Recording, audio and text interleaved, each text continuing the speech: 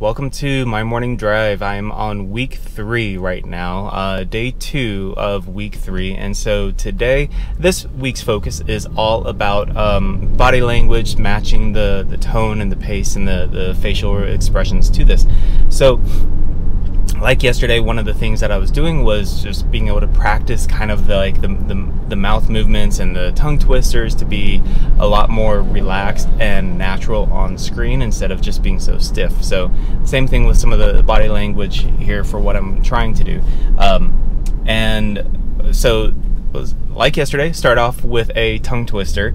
And so this one, another kind of classic one, right? And this is going to be interesting because I feel like I'm getting a bit congested, and that's going to make things even more interesting, I guess. So the tongue twister for today is she sells seashells down by the seashore.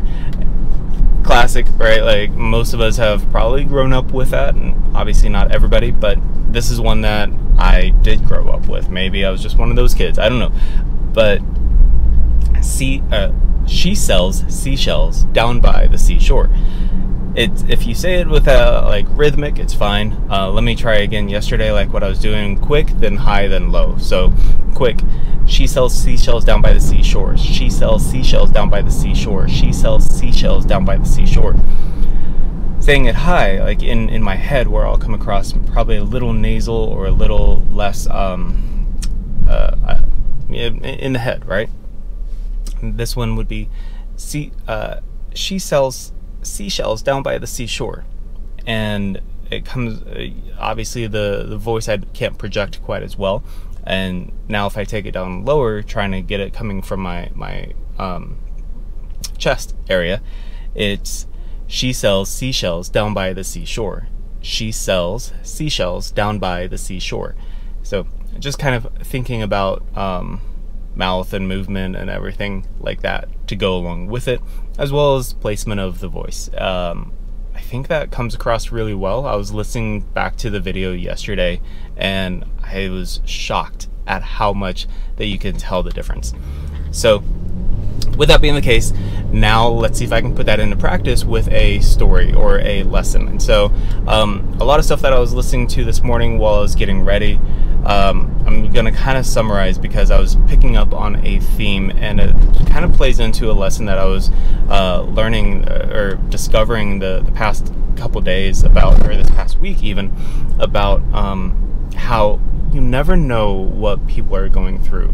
Everybody that you interact with is going through something. We're dealing with trauma, right? Whether we know it right now or if what we are doing is going to kind of produce a traumatic response in the future for us.